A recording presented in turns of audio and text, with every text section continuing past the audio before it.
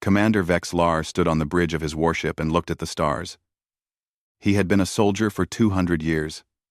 In all that time, he had never felt afraid. Fear was something his people had removed from themselves long ago. The Corinthians were logical. They thought with their minds, not their hearts. They calculated everything. They never panicked. They never worried. They simply existed and made decisions based on facts. But now the galaxy was dying, and even logic could not save them. The enemy came from the dark spaces between stars. They called themselves nothing because they did not speak.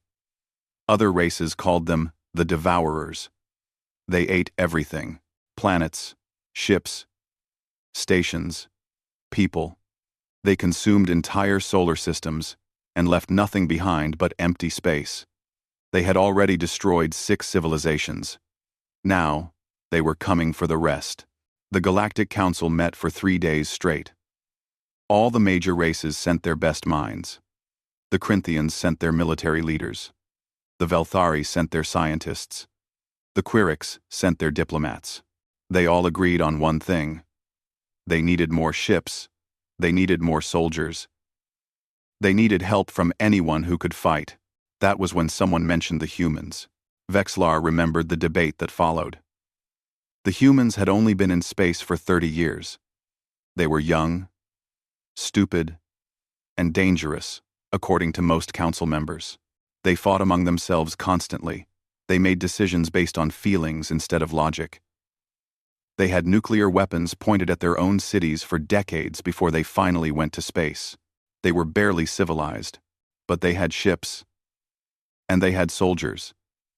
And most importantly, they had already said yes when asked if they would help fight the Devourers.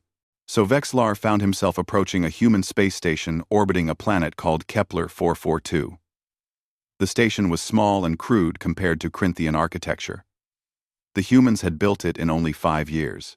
It looked like they had welded random pieces of metal together and hoped for the best. But the weapons systems were powerful. Vexlar's sensors counted 42 missile batteries and 16 railgun platforms. For such a young species, they certainly liked their weapons. His ship docked with the station. The airlock opened with a hiss. Vexlar stepped through and immediately noticed the temperature. It was too hot. Humans liked their environments warm. He adjusted his suit's climate control and walked down the corridor. A human was waiting for him. The man was tall, with gray hair, and lines on his face that indicated age. His uniform was dark blue with various symbols that Vexlar's translator identified as rank markers and combat decorations. This human had fought in many battles. "Commander Vexlar," the human said, extending his hand forward. "I'm Jake Morrison, commander of the Human Defense Fleet in this sector. Welcome aboard." Vexlar looked at the extended hand. He knew this was a human greeting ritual. He reached out with his own manipulator appendage and grasped the human's hand. Jake squeezed hard. Very hard. Vexlar's bones creaked under the pressure. He quickly withdrew his hand. "Your grip is very strong," Vexlar said. "Sorry about that," Jake replied with a strange expression where his mouth turned upward at the corners. Vexlar's database said this was called a smile. It indicated happiness or friendliness. "Sometimes I forget how much stronger human muscles are compared to other species. Come on, let me show you around." Jake led him through the station. Everywhere Vexlar looked, he saw things that disturbed his logical mind. Human soldiers were laughing while they cleaned weapons. A group of technicians were singing while they repaired a damaged fighter craft. 2 officers were arguing loudly about something called football, whatever that was. None of them seemed to care that a massive enemy fleet was coming to kill them all. "Your crew seems very relaxed," Vexlar observed. "Do they not understand the danger we face?" Oh, they understand," Jake said. "They just deal with stress differently than your people probably do. Humans need to laugh and joke and blow off steam. Keeps us sane. Sane." That word implied that without these activities, humans would become insane. Vexlar found that concerning. A species that could lose their mental stability so easily seemed like a poor choice for military allies. They entered the command center. A large holographic display showed the local star system. Red markers indicated where the devourers were expected to arrive. Blue markers showed the Allied fleet positions. Vex'Lar counted the ships quickly. 28 human vessels, 14 Corinthian warships, against an enemy force that intelligence predicted would number at least 70 ships. The odds are not favorable, Vex'Lar said. They never are, Jake replied. He pointed to a human female officer working at a nearby console. Lieutenant Amy Rodriguez. This is Commander Vex'Lar. Amy is our best tactical officer. Amy looked up and smiled. Nice to meet you, Commander. I've read about Corinthian battle tactics. Very impressive. That thing you did at the Battle of Proxima was brilliant. Thank you, Vex'Lar said. That engagement had a 73% probability of success before we began. The actual result matched our calculations precisely. Must be nice to know the odds beforehand, Amy said. We humans just kind of wing it most of the time. Wing it. Vex'Lar's translator struggled with that phrase before providing a definition that meant to proceed without planning or preparation. That seemed like a terrible way to fight a battle. A young human male approached. He wore a pilot's flight suit covered in patches and symbols. Commander Morrison, the new fighters are ready for testing. Want me to take one up? Go ahead, Kevin, Jake said. But stay close to the station. We don't know exactly when our guests will arrive. Kevin grinned and jogged toward the hangar bay. Vex'Lar watched him go. He seems excited about the prospect of combat. Kevin loves flying, Jake explained. He joined the Space Force because he wanted to see the stars. The fighting part is just something he has to do, to protect what he loves. Over the next 2 days, Vex'Lar observed the human crew carefully. He watched them work, eat, sleep, and socialize. They formed strong emotional bonds with each other. They told stories about their families back on Earth. They shared pictures of children and pets and places they called home. They laughed together and sometimes cried together when they thought no one was watching. It was all very strange to Vex'Lar. Corinthians did not form such attachments. They had family units, but they were logical arrangements for reproduction and offspring care. They did not have friends. They had colleagues and associates. They worked together efficiently, but did not waste time on emotional bonding. Yet somehow, despite all their illogical behavior, the humans were ready for battle. Their ships were prepared. Their weapons were loaded. Their soldiers were trained. They might be emotional and chaotic, but they were not incompetent. On the 3rd day, the alarms began to sound.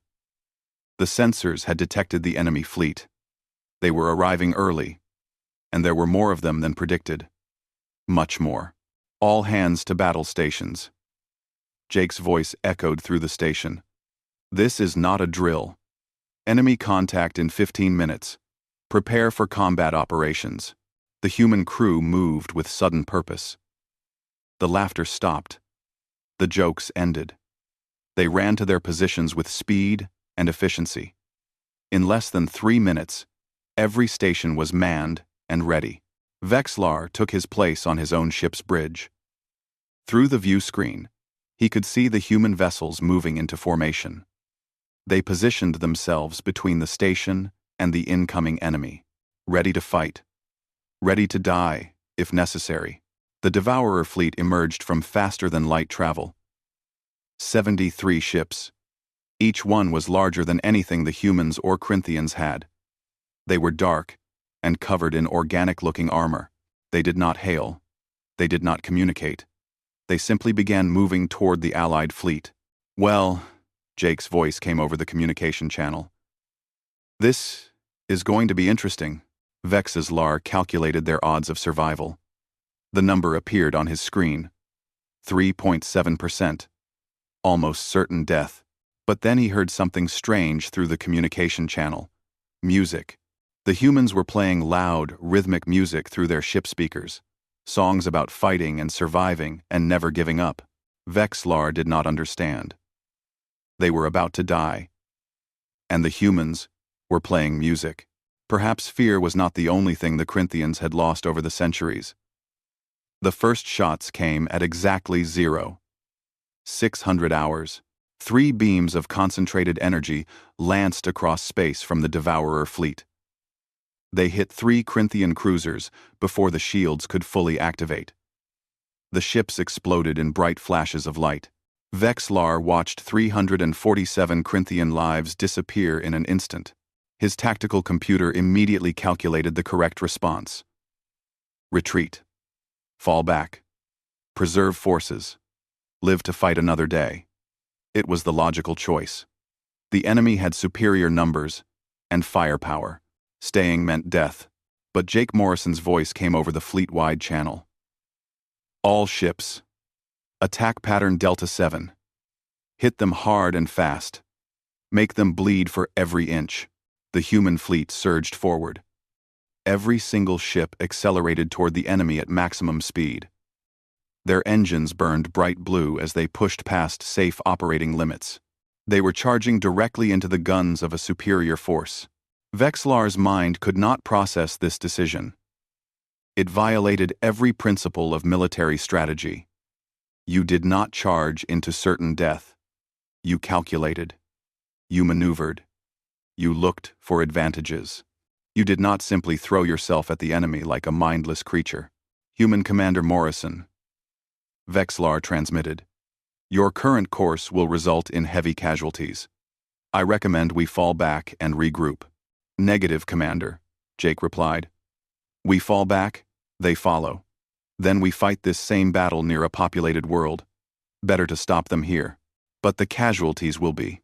I know what the casualties will be, Jake interrupted. His voice was hard now. But we didn't come here to run. We came here to fight. All human ships, weapons free. Show these things what happens when they pick a fight with Earth. The human vessels opened fire. Missiles streaked across space. Railguns hurled metal slugs at incredible speeds.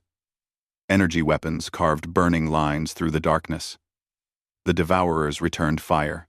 The space between the two fleets became a storm of fire and death. A human destroyer took a direct hit. Its shields collapsed. The hull breached in 6 places, but instead of retreating, the ship accelerated even faster. It rammed directly into a Devourer cruiser. Both ships exploded together, their debris scattering across thousands of kilometers. The destroyer Franklin just sacrificed itself, Vexlar's tactical officer reported. The humans are using suicide tactics.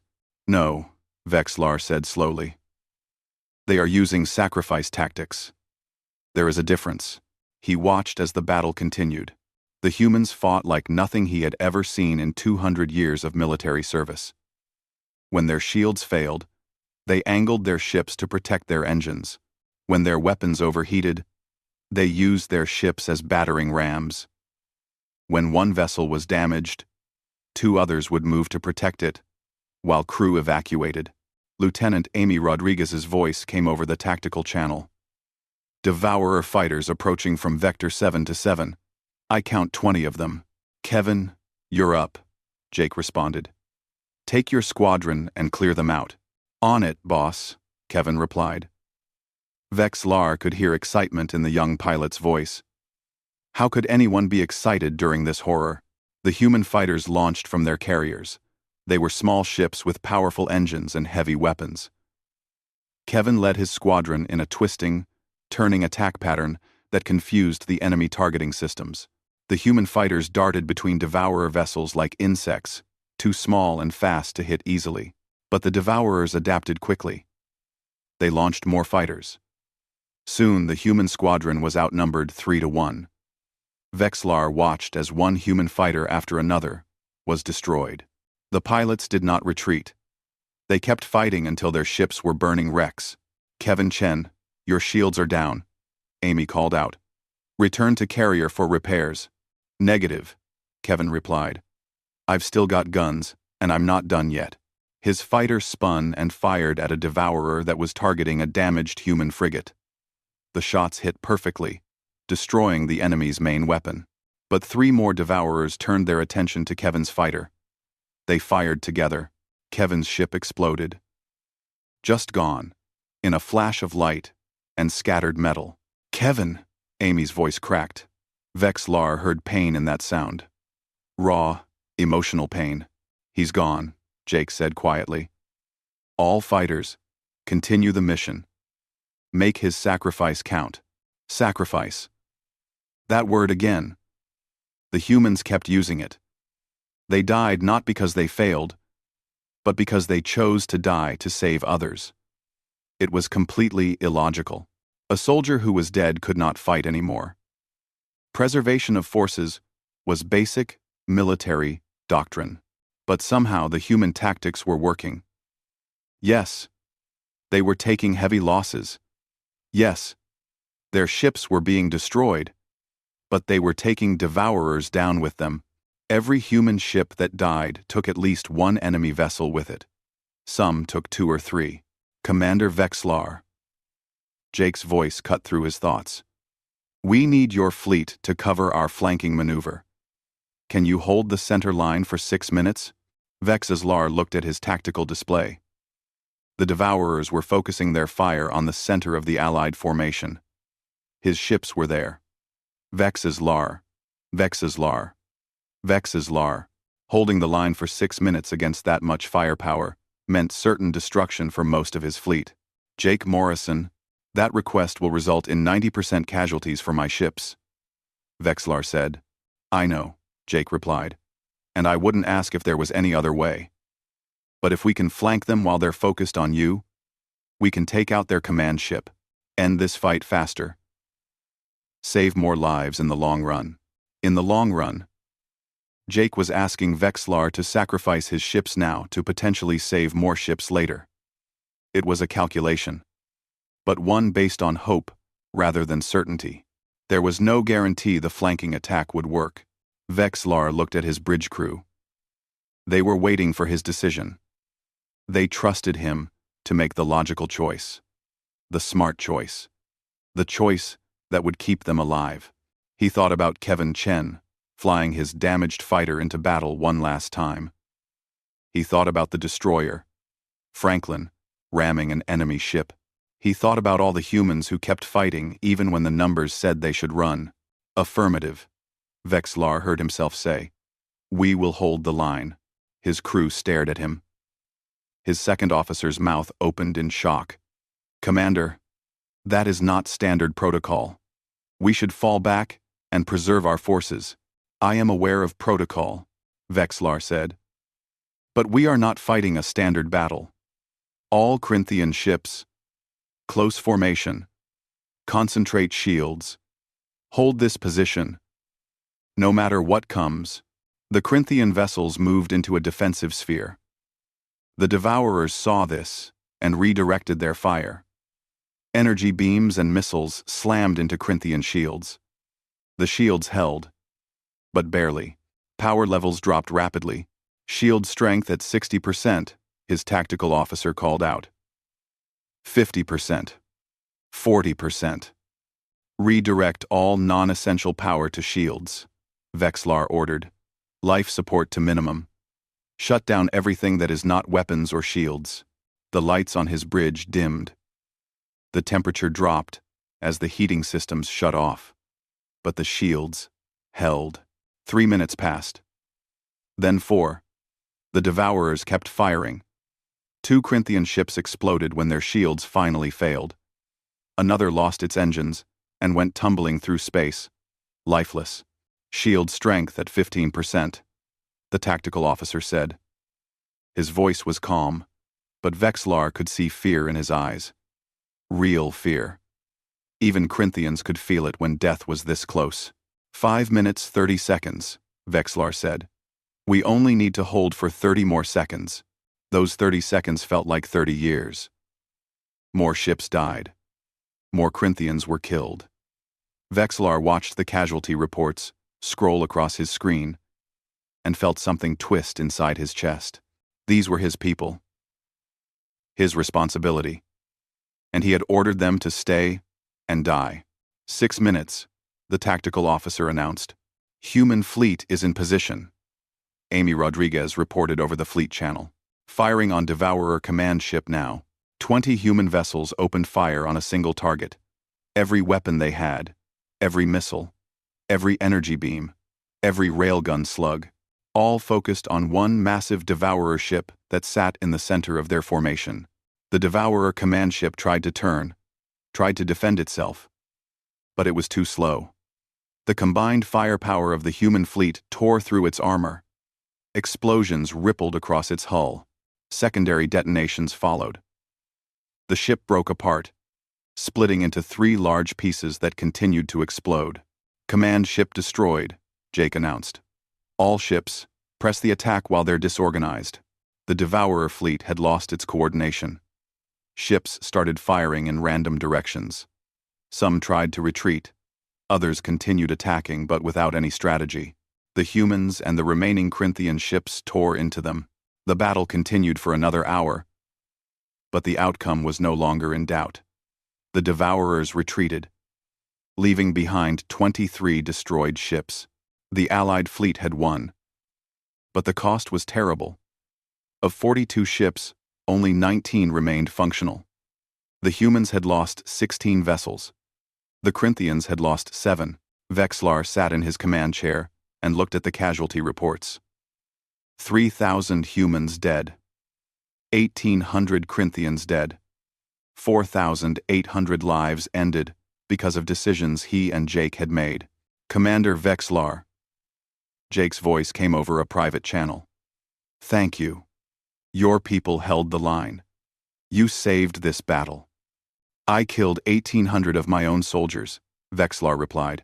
You gave them a chance to fight for something bigger than themselves, Jake said. Kevin Chen died today. So did Captain Lisa Grant, Commander Pete Foster, and 400 other people under my command. I will remember every name.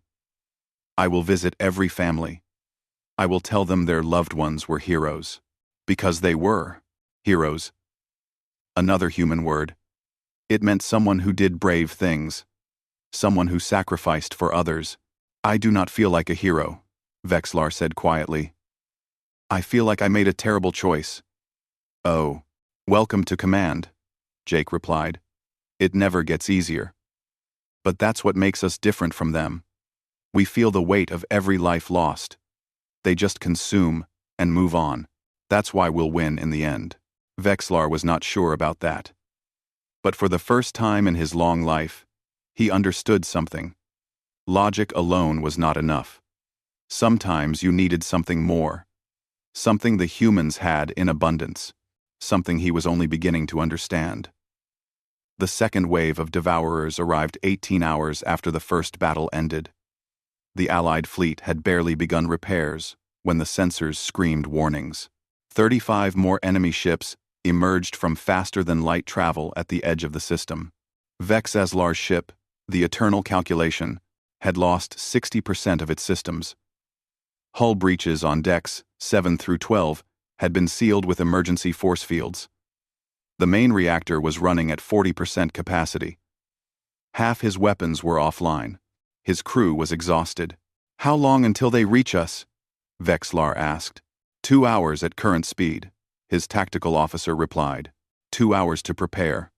2 hours to fix what they could. 2 hours to get ready to die again. All ships, damage reports. Jake Morrison's voice came over the fleet channel. He sounded tired. Vexlar wondered if humans needed more sleep than Corinthians. They seemed to require many things that his people did not. The reports came in one by one. Every ship was damaged. Some were barely holding together. The human cruiser Defiance had lost its main engines completely. It could maneuver with thrusters, but it could not run. Captain Greg Palmer reported that his ship could still fight, but it would die in place. We need to evacuate the Defiance, Amy Rodriguez said. Get the crew off before the fighting starts. Negative, Greg replied. We've still got weapons. We can still fight. If we evacuate, that's one less ship in the line. One less set of guns shooting at the enemy. Greg, your ship can't move, Jake said. Then I'll sit and shoot until they kill me, Greg answered. I didn't join the fleet to run away, Jake. None of us did. Vexlar listened to this exchange. Captain Palmer was choosing to die. He had a way out, but he was refusing it. Why? What possible logical reason could justify this? Commander Vexlar, one of his junior officers, called out. We have a problem. The cooling system for the main reactor is damaged. If we push the reactor above 40%, it will overheat and explode. How long to repair it? 4 hours minimum. 4 hours. They had 2. The mathematics were simple. The eternal calculation would fight the next battle at reduced power. Or it would not fight at all. Do what you can, Vexlar ordered. Prioritize weapons and shields. He left the bridge and walked through his ship. The corridors were dark. Emergency lights cast everything in a red glow. He passed crew members working on repairs. They did not stop to salute him. They barely looked up. They were too busy trying to keep the ship functional. Vexlar reached the medical bay. The room was full of injured soldiers. Some had burns. Some had broken bones. Some had worse injuries that the medical staff were trying to fix. A human medic named Melissa Turner was there, helping the Corinthian doctors. She had volunteered to stay on his ship when her own vessel was destroyed. Commander, Melissa said when she saw him. Do you need something? I wanted to check on the injured. Vexlar said. It was not strictly necessary. He had reports. He knew the numbers, but something made him want to see them in person. We've stabilized most of them, Melissa said. But we're running low on supplies. Medical equipment was not designed for 2 major battles in one day. Vexlar noticed a young Corinthian soldier on one of the beds. His leg was badly burned. He was conscious, but clearly in pain. Soldier, Vexlar said. Kex Nor, sir, the young soldier replied. Engineering section. 2nd class. You fought well, Kex Nor. I did my duty, sir. The soldier paused, then added. Sir, are we going to die in the next battle? It was a direct question. Corinthians valued honesty. Vexlar calculated the odds quickly. With 35 enemy ships against 19 damaged Allied vessels, the probability of survival was very low. The odds are not favorable, Vexlar said. I thought so, Kex Nor replied. But we will fight anyway, yes? Yes, we will fight. Good, the soldier said. I would rather die fighting than live knowing I ran away. In 1. Vexlar left the medical bay and returned to the bridge. He thought about Kex Nor's words. The young soldier had accepted death as a possibility, but chose to fight anyway. Not because logic demanded it, but because something else did. Something Vexlar still did not fully understand. The Devourers arrived exactly on schedule. 35 ships against 19. The mathematics were brutal. Total Allied defeat was almost certain. All ships, battle formation Delta, Jake ordered. Damaged vessels in the center. Mobile ships on the flanks. We protect our wounded, and we make these things pay for every meter. The human vessels moved into position. The Corinthian ships followed. They formed a sphere with the most damaged ships in the middle. It was a defensive formation. But Vexlar knew it would not be enough. The Devourers opened fire. The barrage was overwhelming. Shields flared and died. Ships took direct hits. A human frigate exploded immediately.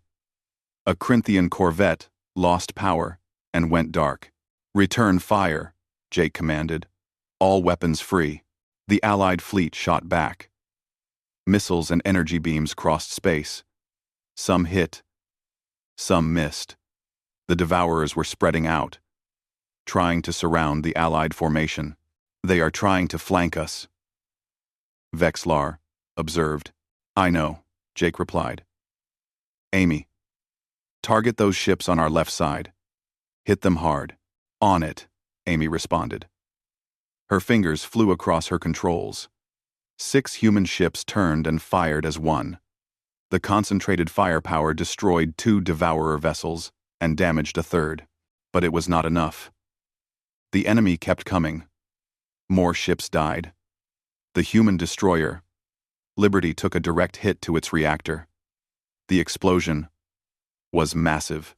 The Corinthian cruiser Logic's End lost its entire starboard side and tumbled away, lifeless. Vexlar watched a human fighter pilot named Tyler Brooks engage 3 enemy fighters at once. Tyler's ship was damaged. His shields were down. But he kept fighting. He destroyed one enemy, then another. The third enemy fighter got behind him and fired. Tyler's engine exploded. "Mayday, Mayday," Tyler transmitted. "I'm hit. Engine's gone. Life support failing." "Tyler, eject," Jake ordered. "Get out of there." "Negative, sir. My ejection system is damaged. I'm stuck in here." Vexlar heard the fear in Tyler's voice. The pilot was trapped in a dying ship. But Tyler did something unexpected. He used his remaining thruster fuel to aim his destroyed fighter at a Devourer cruiser, right at one of its main weapon ports. "If I'm going out," Tyler said, "I'm taking one of them with me." The fighter crashed into the weapon port and lodged there. The Devourer tried to dislodge it, but Tyler had jammed the controls. His ship was stuck. Then the weapon tried to fire. The blocked barrel caused a catastrophic overload. The explosion ripped through 3 decks of the Devourer vessel. "Tyler, punch out!" Amy screamed over the channel. "Punch out now!" At the last second, Tyler's ejection system activated. His escape pod blasted away from his fighter just before the Devourer's weapon exploded completely. The pod tumbled through space, damaged and spinning. "I need a rescue," Tyler transmitted weakly. "Pod systems are failing. I've got maybe 5 minutes of air left." Vexlar looked at his tactical display. Tyler's pod was in the middle of the combat zone. Sending a rescue ship meant exposing it to enemy fire. The logical choice was to leave Tyler. One pilot was not worth risking a rescue vessel and its crew. But Vexlar remembered Kevin Chen dying in his fighter. He remembered Captain Palmer choosing to stay on his disabled ship. He remembered young Kex Nor saying he would rather die fighting than live knowing he ran away. "Eternal calculation to all ships," Vexlar transmitted. "I am dispatching a rescue pod for the human pilot. I need covering fire." "Commander," his second officer said, "that is not logical. We should not risk our assets for one individual." "I am aware," Vexlar said. "Launch Rescue Pod 7. Plot course for the human pilot's position." "Commander Vexlar, this is Jake Morrison. We'll cover you." "Amy, coordinate fire support for the Corinthian rescue operation." "Roger that," Amy said. "All ships, focus fire on Sector 9. Clear a path for that rescue pod." The Allied fleet redirected their weapons. They poured fire into the space between the Eternal Calculation and Tyler's pod. Devourer ships, trying to intercept, were destroyed or driven back. The rescue pod launched and raced toward Tyler. "Hang on, Tyler," Amy transmitted. "Help is coming." "I can see it," Tyler replied. His voice was getting weaker. "Hurry. Air is almost gone." The rescue pod reached Tyler's position. Mechanical arms grabbed his escape pod and pulled it inside. The rescue pod turned and accelerated back toward the Eternal Calculation. Enemy fire chased it, but the Allied ships kept shooting, kept providing cover. The pod docked safely. Medical teams rushed to help Tyler. He was unconscious from lack of oxygen, but alive.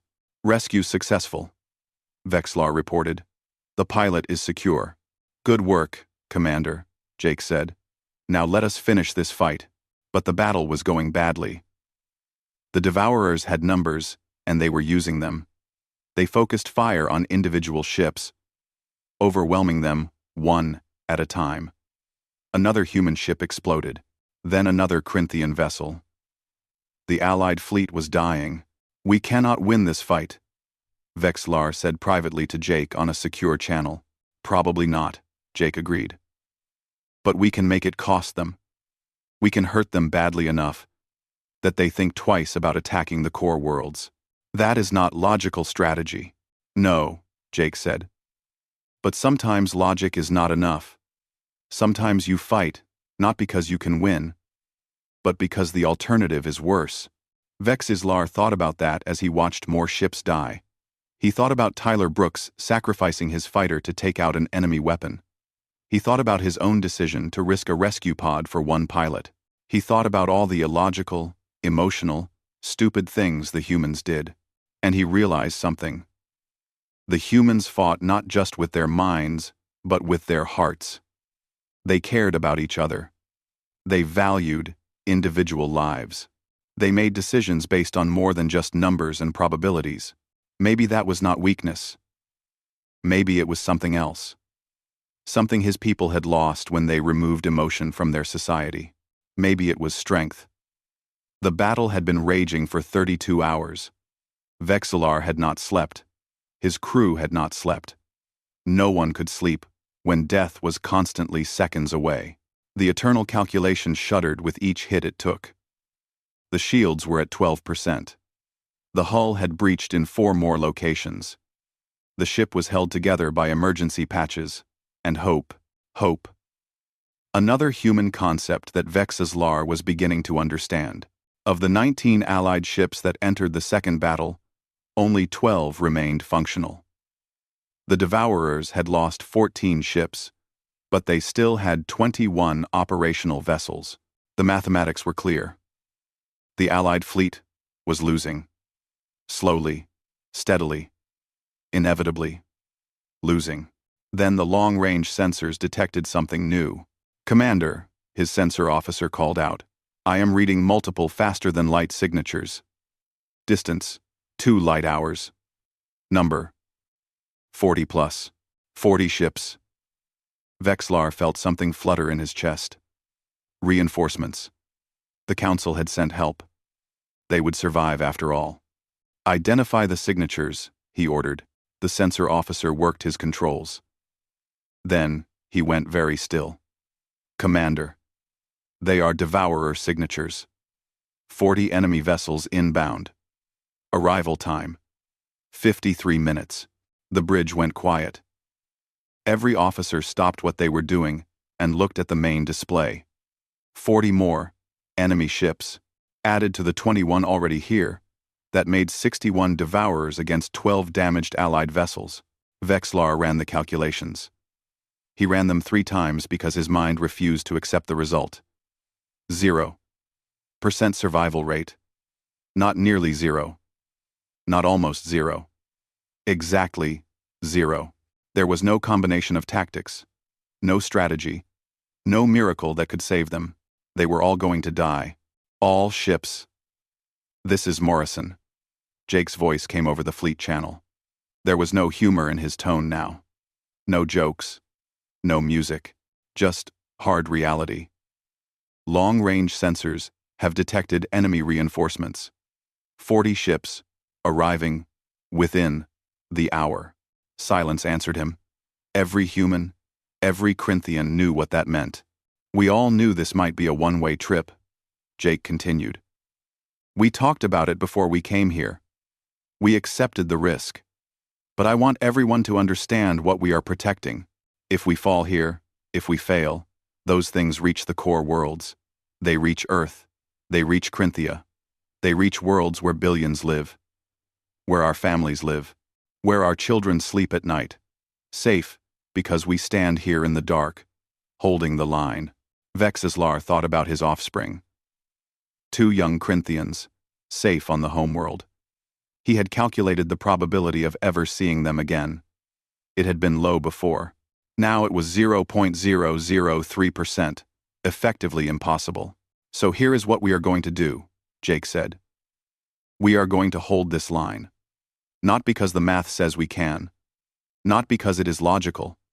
But because someone has to. Because if we do not, who will? We are the only ones standing between the Devourers and everything we love. We do not get to quit. We do not get to run. We stand. We fight. And if we die knowing that we gave everything to protect what matters most." Lieutenant Amy Rodriguez spoke next. Her voice was steady despite the fear that Vex'Islar knew she must be feeling. "My grandmother always said that courage is not the absence of fear. It is being terrified and doing it anyway. I am scared right now. I think we all are. But I would rather be here, scared and fighting, than anywhere else. That word. Fear. The primitive emotion that Corinthians had eliminated from their genetics. The weakness that held back lesser species. But Vex Lar looked at his crew and saw something strange. His tactical officer was trembling slightly. His engineer was breathing faster than normal. Even his second officer, the most composed Corinthian Vex Lar knew, had his manipulators clenched tight. They were afraid. All of them. The emotion that should not exist in Corinthians was clearly present on his bridge, and Vex Lar realized he was feeling it too. That cold sensation spreading through his chest. The way his 3 hearts were beating faster. The trembling in his manipulators. This was fear. Real, genuine, existential terror. For the first time in 200 years of life, Commander Vex Lar was afraid. His mind rebelled against it. Fear was irrational. Fear was counterproductive. Fear made you make mistakes. Fear got you killed. He tried to suppress it, to logic it away, to calculate his way out of the feeling, but it would not go away. It filled him, consumed him, threatened to paralyze him. Commander. His second officer said quietly, "Are you well? Your vital signs are irregular." "I am experiencing fear," Vex Lar said. The admission felt strange, shameful, but also somehow honest. "As am I," his second officer replied. "As are we all, I think. What do we do? What did they do?" Vex Lar looked at his display. At the 12 Allied ships still fighting. At the 61 enemy vessels that would soon kill them all. At the impossible odds and certain death. What did humans do when they were afraid? They fought anyway. "Eternal calculation to all Corinthian vessels," Vex Lar transmitted. "Close formation with human ships. Synchronize shields. Share power reserves. If we die together. Like comrades." The word felt foreign in his mouth. Comrades. It implied emotion, attachment, illogical bonding. But it also felt right. "Commander," his tactical officer said. "Are you certain? That formation will make us easier targets." "I am certain of nothing," Vex Lar replied. "Except that I would rather die fighting beside these humans than live knowing I ran away and left them to face this alone." His bridge crew stared at him. This was not normal, Corinthian thinking. This was not logical behavior. This was something else entirely. "You have changed, Commander," his second officer observed. "Yes," Vex Lar agreed. "The humans have taught me something. They have taught me that fear is not weakness. It is proof that we understand what we stand to lose. And courage is not the absence of fear. It is choosing to act despite it." The Corinthian ships moved into close formation with the remaining human vessels. They formed a tight sphere, shields overlapping, every ship covering another. United not just by tactics, but by something deeper. By choice, by shared purpose. By whatever it was that turned a group of individuals into something more. The existing Devourer ships pressed their attack. The Allied fleet fought back. Every ship was damaged now. Every vessel was running on reduced power. But they held the line. Minutes passed like hours. The reinforcements grew closer. 40 ships. Unstoppable. Inevitable. 10 minutes until enemy reinforcements arrive, the sensor officer reported. Jake Morrison opened a private channel to Vex Lar. "Commander, it has been an honor fighting beside you and your people. If there is any afterlife, any existence beyond death, I hope we meet again." "As do I," Vex Lar replied. "Jake Morrison, you have been a worthy comrade. You showed me that there is more to existence than logic and calculation. You showed me how to feel. Even if that feeling is terror, fear is the proof we are alive," Jake said. "And fighting despite fear is what makes us more than just alive. It makes us human. And now, I think it makes you human too. In the ways that matter. I am still Corinthian, Vexlar said. Sure, Jake replied. But you are also something more now. You are one of us. Welcome to the family, Commander. Family. That word carried weight. It meant connection deeper than logic. It meant caring about others not because it was efficient, but because it was right. 5 minutes. The sensor officer said. The crew worked in silence now. There was nothing more to say. They had made their choice. They would hold the line. They would fight. They would die. But they would die as heroes, protecting what they loved. Vexlar thought about his offspring one last time. He wished he could see them again. He wished he could tell them what he had learned. That logic alone was not enough. That emotions, even painful ones like fear, were part of what made life worth living. 3 minutes. The human crew began singing. It was a slow, sad song about heroes who died defending their home. The Corinthians did not sing, but Vexlar found himself humming along, his voice joining with the humans in a strange harmony. 2 minutes. Vexlar gripped his command chair. His manipulators were shaking. His hearts were racing. He was terrified. Absolutely, completely terrified. And yet, beneath that terror, he felt something else growing. Something hot and fierce. Something that pushed back against the fear. The humans had a word for this too. They called it courage. 1 minute. The Devourer reinforcements emerged from faster-than-light travel. 40 fresh ships with full weapons and shields. They moved to join their damaged comrades. Together, 61 enemy vessels faced 12 battered Allied ships. All ships, Jake Morrison said. It has been the greatest honor of my life to serve with you. Humanity will remember. The galaxy will remember. History will remember that we stood here when it mattered most. All power to forward weapons. Shields down. Engines to full. This is it. We end this fight one way or another. For Earth. For Corinthia. For every world that depends on us. Attack. The 12 ships accelerated as one. A spear of light and fury aimed at the heart of the Devourer fleet. No shields meant any hit would be fatal. Full engines meant no power for evasive maneuvers. They would strike the enemy, or die trying. There would be no middle ground. It was insanity. It was suicide. It was illogical and stupid and hopeless. It was the most courageous thing Vexlar had ever seen. Eternal calculation confirms, Vexlar transmitted. We are with you. Until the end. And as his ship raced toward certain death, Vexlar felt something he had never experienced before. Not just fear. Not just courage, but a combination of both. Terror and bravery mixed together into something pure and clean and absolutely right. He was alive. Truly alive. For the first time in 200 years, he was fully, completely, terrifyingly alive. And he would not trade this moment for anything. The 12 Allied ships charged forward like bullets fired from a gun. Everything that could generate power was directed to the engines.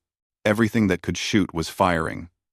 There was no defense now, no strategy, no careful planning, just pure, focused aggression aimed at one target. The Devourer command ship, sitting in the center of the enemy formation. Enemy fire tore through space. Without shields, the Allied ships were vulnerable to every shot. The human frigate Liberty took a direct hit.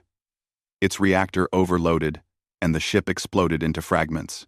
The Corinthian cruiser Logic's End shattered when multiple beams struck its hull simultaneously. Pieces of metal and bodies scattered into the void, but the remaining 10 ships kept going. They did not slow down. They did not turn back. They pushed their engines past safety limits. Racing toward the enemy command vessel, at speeds that made targeting difficult, Vexlar watched his display as the distance closed. 5,000 kilometers. 4,000. 3,000. The eternal calculation took hit after hit. His hull was breaching everywhere. His crew was dying. But the engines kept burning, and the weapons kept firing. All ships, concentrate fire on the command ship, Jake ordered. Everything we have, every missile, every beam, every bullet. Make this count. 2,000 kilometers. The Devourer command ship was massive, 3 times the size of any Allied vessel. It had armor that could withstand nuclear weapons. It had shields that could deflect asteroids. But it was not designed to handle 12 ships giving absolutely everything they had in one concentrated assault. 1,000 kilometers. Too close for the Devourers to retreat. Too close to miss. Fire! Jake screamed. Every weapon on every ship fired at once. Missiles streaked across the final distance. Energy beams carved burning lines through the darkness. Railgun rounds punched through armor at hypersonic speeds. For 3 full seconds, a miniature star blazed in space as accumulated firepower that could destroy continents focused on a single target. The Devourer command ship tried to raise shields, tried to turn, tried to defend itself, but it was too late. The armor cracked, then shattered, then vaporized. The beams and missiles and rounds penetrated deep into the ship's core. They hit reactors and power systems and ammunition stores. The internal explosions started small but cascaded quickly. The command ship broke apart from the inside. The hull split open. Atmosphere and debris exploded outward. Secondary explosions rippled through the fragments. What had been a mighty warship became a cloud of burning wreckage in seconds. Command ship destroyed, Amy reported. Her voice was hoarse from screaming orders during the attack. Enemy fleet is scattering. She was right. Without their command vessel, without the coordinating intelligence that directed their movements, the Devourer ships lost cohesion. Some continued firing randomly. Some tried to retreat. Some simply drifted, as if the machines inside did not know what to do without orders. All ships, continue firing, Jake ordered. Take them down while they are confused. The battle became a massacre.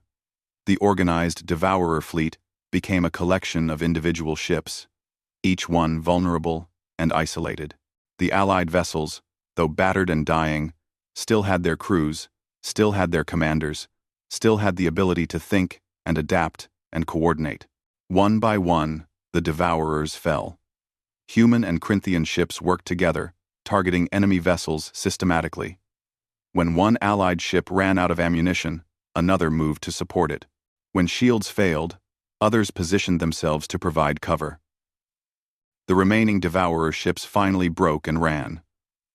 23 vessels that had survived the battle fled into faster-than-light travel, retreating to wherever they came from. They left behind 38 destroyed ships and thousands of tons of floating debris. Silence fell across the communications channels. The shooting stopped. The engines quieted. For a long moment, no one spoke. They were alive. Against all odds, against all logic, against certain death, they had survived. Status report, Jake finally said. All ships, report in. The responses came slowly. 4 human ships still functional. 3 Corinthian vessels, including the Eternal Calculation. 7 ships out of the original 42. But 7 was more than 0. 7 meant victory. 7 meant they had held the line. Vexlar looked around his bridge. Half his crew was dead or injured. The survivors sat at their stations, staring at their displays as if they could not believe they were still seeing them. His second officer had a deep cut across his face. His tactical officer was holding his broken arm, but they were alive. Eternal Calculation reporting. Vexlar transmitted. Ship heavily damaged but functional. Crew status. 42% casualties. We are alive. Good to hear your voice, Commander, Jake replied. Hang tight. Rescue ships from the core worlds just jumped in. Help is on the way. 2. Help.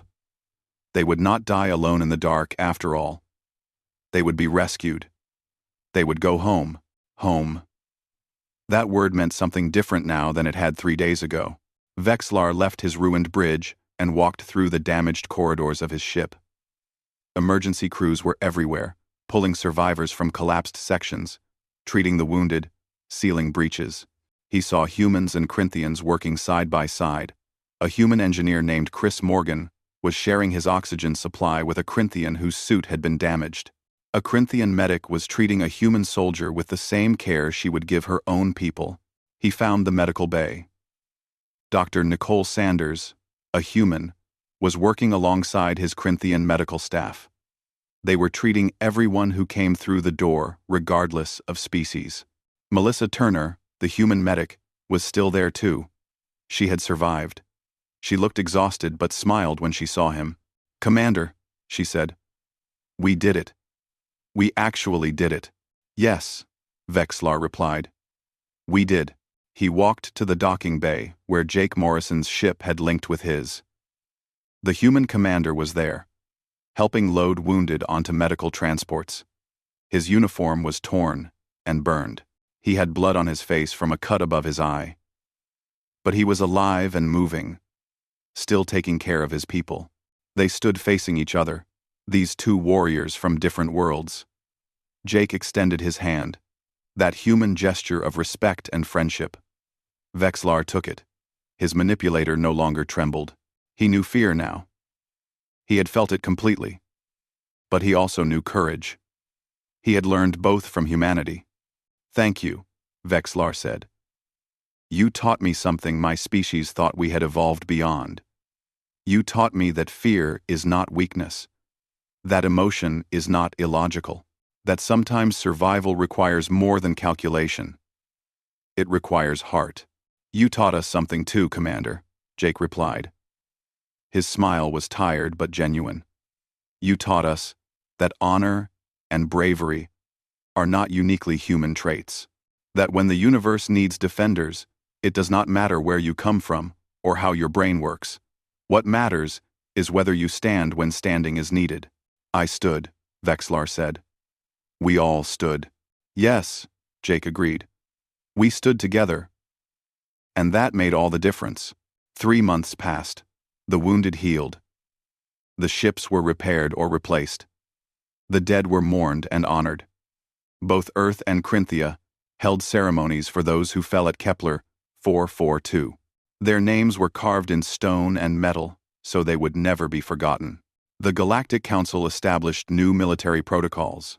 They were written jointly by human and Corinthian strategists, combining logic with intuition, calculation with courage. The document contained battle tactics and strategic algorithms, but it also contained concepts that had never appeared in Corinthian military literature before. Sacrifice, brotherhood, duty, beyond logic. Commander Vexlar wrote the introduction himself. It was short and simple. "I am Corinthian. We are a logical species, evolved beyond base emotions. Or so we believed. Then I fought alongside humanity, and I felt terror for the first time in my life. In that terror, I discovered something my people had lost in our pursuit of perfect logic. The strength that comes from fighting not because victory is certain, but because the fight itself is necessary.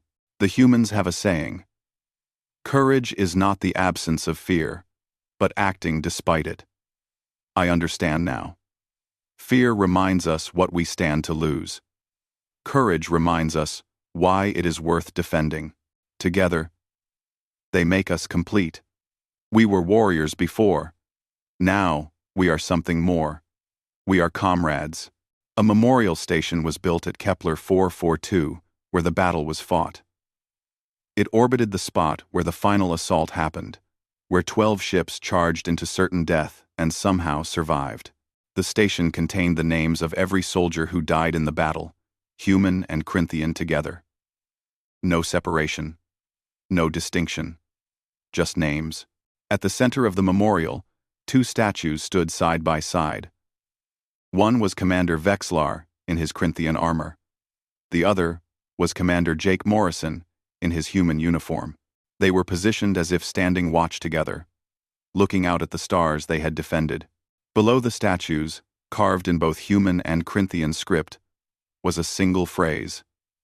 They stood together when standing alone was logical, and in doing so, they changed the galaxy. Vexlar visited the memorial once every year on the anniversary of the battle. He would stand there for hours, this ancient warrior who had learned fear and courage in equal measure. He would remember the terror, remember the sacrifice, remember what it meant to fight shoulder to shoulder with humanity. Other species came to the memorial too. They looked at the statues and read the names and tried to understand what happened here. They saw that 42 ships had faced over 100 devourers across multiple battles. They saw that the defenders had won despite impossible odds. But most importantly, they saw that humans and Corinthians, two species that were very different, had stood together and refused to break. The message spread across the galaxy. When the devourers attacked other systems, they found defenders who had learned the lessons of Kepler 442. Species that had fought each other for centuries put aside their differences and stood together. Logical races learned to value courage alongside calculation. Emotional races learned that logic had its place too. The war against the devourers lasted 12 more years. It was brutal and costly. Billions died. Hundreds of worlds were damaged. But the devourers were pushed back, contained, and finally defeated. Not by any single species, but by all of them working together. On his final visit to the memorial, Vexlar was very old. His body was failing. His time was ending. But he made the journey one last time because this place mattered. This was where everything changed. Not just for him, but for the galaxy. Jake Morrison was there too. The human was old now, with white hair and a body that moved slowly. They had remained friends over the years, visiting each other, sharing stories, remembering those who fell. "We did something important here," Jake said as they stood before the statues. "We proved that different species can fight together. That fear and courage are not human or Corinthian. They are universal. We proved that being alive means feeling everything," Vexlar added. "Even the painful emotions. Especially the painful emotions. Because that is what makes life meaningful." "Do you ever regret it?" Jake asked. "Learning to feel fear? Your people evolved beyond it for a reason." "Never," Vexlar said firmly. "Fear taught me what matters. It taught me that I am more than a calculating machine. I am a being with connections and values, and things worth protecting. I would not give that up for anything." They stood together in silence for a while, two old warriors remembering their youth and their battle, and their comrades who did not survive to grow old. "Thank you," Vexlar finally said, "for teaching me how to be complete." "Thank you," Jake replied, "for standing with us when you could have calculated the odds and walked away." "Walking away was never an option," Vexlar said. "Not once I understood what we were fighting for. Not once I felt fear and chose to fight anyway." The sun set on Kepler 442. The two old soldiers watched the darkness come, just as they had decades before when they stood on their bridges and faced death together. But this time, they were at peace. This time they knew that what they did mattered. That they had changed the galaxy in ways both large and small. And when Vexlar finally closed his eyes for the last time, years later, surrounded by his offspring and their offspring, his final thought was simple and true. "I felt terror for the first time fighting shoulder to shoulder with humanity. And in that terror, I found everything that makes life worth living."